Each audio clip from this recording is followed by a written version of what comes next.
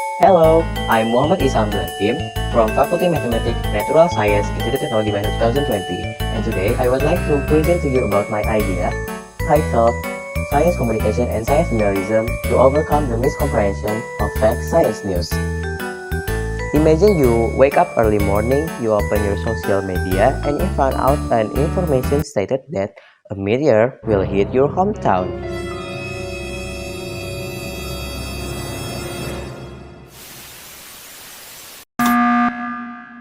Now, that is what we call as fake science news.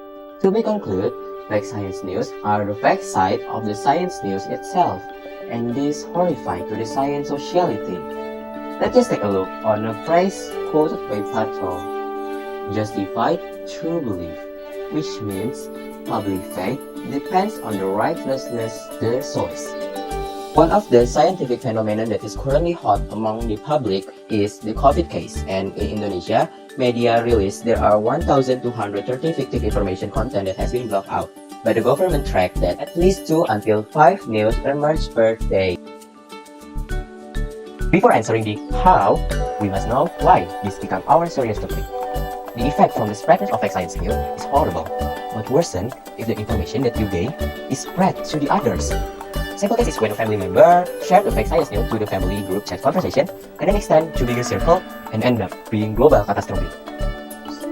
However, the media itself has an authority to release the information to the others also.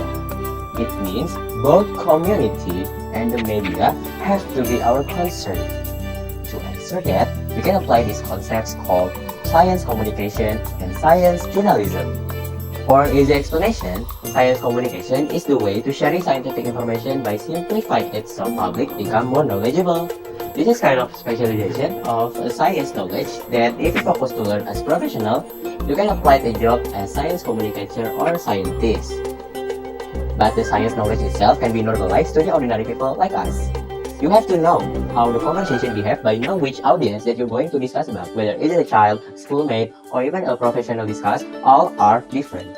The necessary we have to deliver in the science communication skill is the accountability of validation source, practice critical mindset, observational skill, and comprehension of the science information.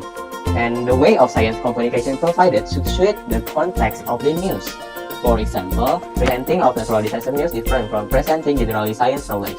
It's also important to habituate literacy culture by doing some cross-check to obtain high sense of truth circumstances.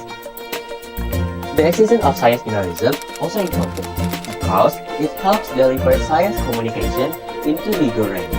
Indonesia Cyber Media Association reported that there are around 2,700 media who finally obtained the legality status, while the trade of media all this time in Indonesia includes 42,000 media.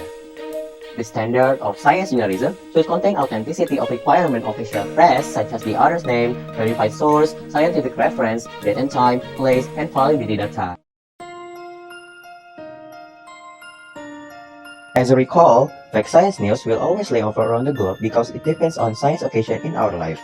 The scatter can be impacted either from social life or from the inappropriate media that publish the news item. So, I propose that science communication and science journalism can be applied since this concept alluded to those problems. Together, this pattern of life should be supported by authority, organization, and science institutions so the public can be more critical to the science information they just get. Viva la Ciencia!